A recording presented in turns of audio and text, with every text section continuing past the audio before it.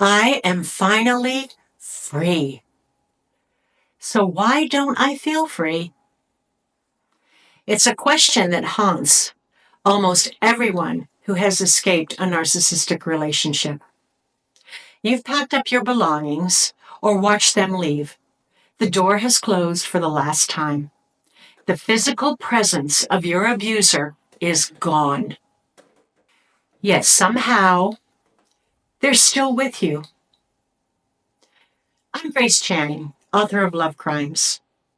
I wrote this book to help make sense of these destructive relationships. And today, I want to talk about what really happens in those first weeks and months after leaving a narcissistic relationship. When the abuse technically ends, but the effects linger like a ghost in every room of your mind. No one prepared me for this phase of the journey. I thought leaving would be the hardest part, but in many ways, it was just the beginning. And we are going to talk about it. But before we get into it, I do have a free gift for you to help you begin your healing path. It is my guided meditation that was created to help you find a safe place to begin healing. And there's a link below in the description. The first thing I noticed after Neil was no longer in my daily life was that my body hadn't received the message that I was safe. I'd catch myself tensing up at the sound of footsteps, my heart racing when a phone notification chimed. I'd walk into empty rooms and scan them instinctively for signs of his mood, a habit so ingrained that I didn't even realize I was doing it until there was no longer anyone there to monitor. This hypervigilance, this constant state of alertness to potential danger, didn't disappear when the actual threat was removed. My nervous system had been rewired by years of walking on eggshells, never knowing when the next explosion of rage would come, never able to predict what might trigger the dreaded silent treatment. I remember standing in my new place alone, suddenly freezing because I dropped a spoon and the clatter sounded pretty loud on the floor. My body braced for criticism, responses that had become so predictable during my years with Neil. But there was only silence, an empty space where his reaction would have been. In that moment, I realized that while I had physically left the relationship, my body was still behaving as if I was in danger. It was still scanning for threats, still bracing for attacks, still maintaining the exhausting vigilance that had become second nature. This hypervigilance doesn't disappear overnight. It can't. It was a survival mechanism that developed over time, and it takes time to unlearn. For me, it took months before I could hear the door close without flinching, before I could make simple mistakes without apologizing profusely to an empty room. Another unexpected aspect of life after leaving was this disorienting silence, not just the physical quiet of living alone, but the psychological silence that comes when the chaos suddenly stops. For years, my internal world had been dominated by the narcissist's voice, their criticism, their demands, their version of reality. When that voice was suddenly gone, I found myself in an unexpected void. The constant noise of emotional abuse had been replaced with silence, and that silence was both a relief and strangely unsettling. I would catch myself almost missing the drama. Not because I wanted the abuse back, but because the high alert state had become my normal.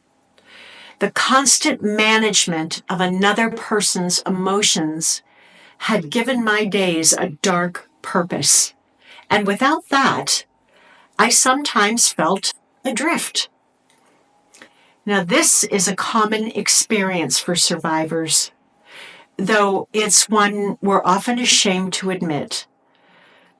We've become so accustomed to the narcissist being the center of our universe that their absence creates a vacuum.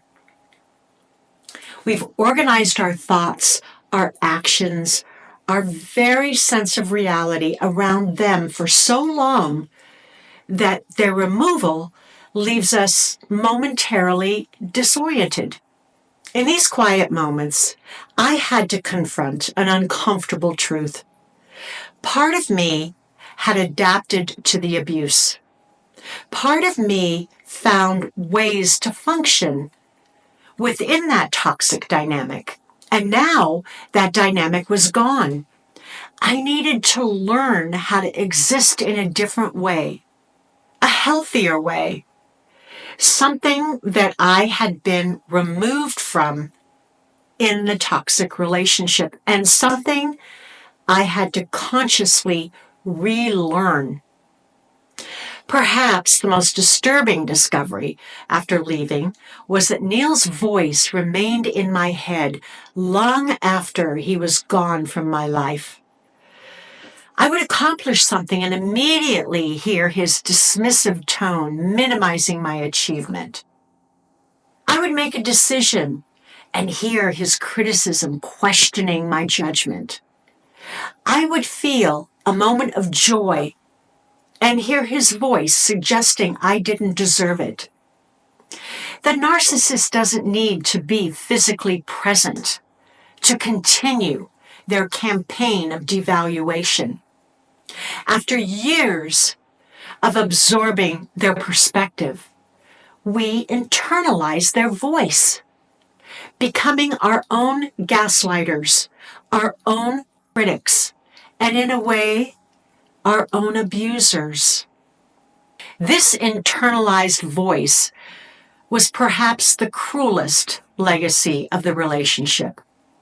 While I could change my locks and keep Neil out of my home, I couldn't so easily remove him from my thoughts. His judgments had seeped into the very fabric of my self-perception. Recognizing this voice as separate from my own authentic inner guidance was a critical step in my healing. I had to learn to distinguish between his cruel judgments and my own wisdom, between his distorted lens and my true perception. When that critical voice would rise, I'd pause and ask myself, is this really my thoughts? Or is this Neil speaking?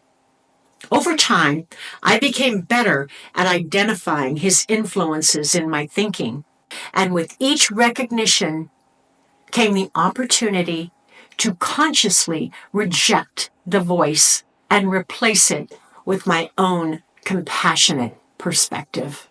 One of the most profound challenges after leaving was answering a seemingly simple question. Who am I now?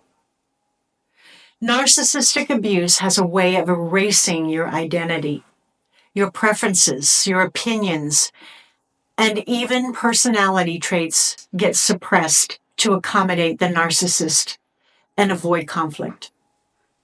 Over time, you become a carefully curated version of yourself, one designed to survive their control and criticism. When that pressure suddenly lifts, there's both a liberating and terrifying opportunity to rediscover yourself. What foods do I actually enjoy? What music moves me?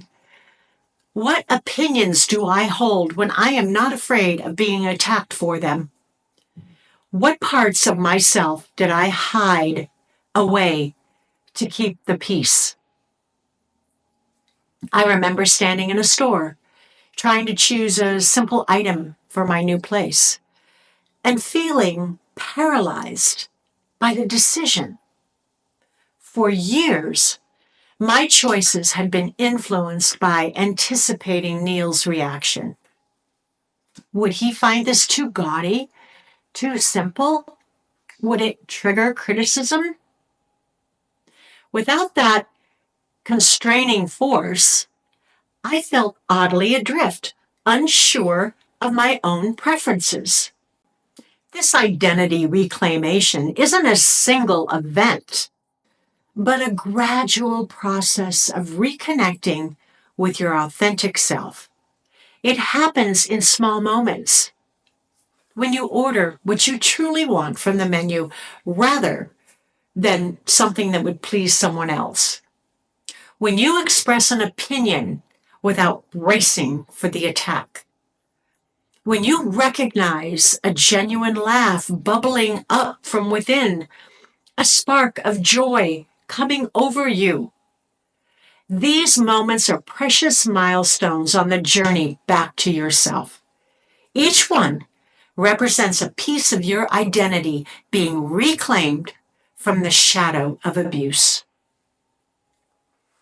Perhaps the most confusing aspect of the aftermath is the grief. A complex, sometimes contradictory sorrow that can feel out of place when you've escaped an abusive situation. The grief isn't for the real relationship, which was painful and destructive. It's for the relationship you thought you had during the love bombing phase. It's for the future you believed in before the mask slipped. It's for the person you thought your abuser was before you saw their true nature. I found myself crying, not for the real Neil, but for the illusion of Neil I had fallen in love with, the version that never actually existed, except as a carefully crafted facade designed to hook me emotionally. There was also grief for the parts of myself that had been damaged or lost during the relationship. Grief for the years spent in pain. Grief for the opportunities missed while my energy was consumed by survival. This grief can be partially confusing because it exists alongside of relief, determination, and even moments of joy in your newfound freedom. These seemingly contradictory emotions can exist simultaneously, creating an emotional landscape that feels inconsistent and sometimes overwhelming. What I came to understand is this grief isn't a sign that you made a mistake in leaving. It's a natural response to loss, even if the loss is something that was hurting you. It's part of how we process change and how we honor the genuine hopes and dreams we invested in the relationship, however misplaced they turned out to be. If you are in those first disorienting days, weeks, or months after leaving a narcissist, I want you to know that what you're experiencing is normal. The lingering hypervigilance, the unsettling silence, the internalized voice of your abuser, the identity confusion, the complex grief, these are all common reactions to an uncommon form of trauma. Freedom from narcissistic abuse doesn't come all at once with the closing of a door. It comes gradually in layers as your mind and body slowly accept the danger has passed. As you reclaim your voice from theirs, as you rediscover who you are beyond the confines of that relationship, be patient with yourself through this process. The same resilience that helped you survive the abuse will help you heal from it. But healing takes time. It happens not in grand, dramatic moments, but rather in small, quiet victories. The first night you sleep peacefully. The first decision you make without hearing their criticism. The first genuine laugh that catches you by surprise. What I can promise you is this: with time, with self-compassion, and with support, the ghost begins to fade. The rooms in your mind become yours again, entirely yours. The hypervigilance gradually subsides. The voice grows quieter until one day you realize hours have passed without hearing it at all. You aren't just returning to who you were before the abuse. You are becoming someone new, someone stronger, someone who has walked through the fire and emerged with hard-won wisdom and profound compassion, especially for yourself. If you can relate to what I'm saying, then please consider subscribing. Thank you for being here with me today. If you're walking this path, know that you are not alone. Your experience is valid. Your healing is possible, and your future belongs to you.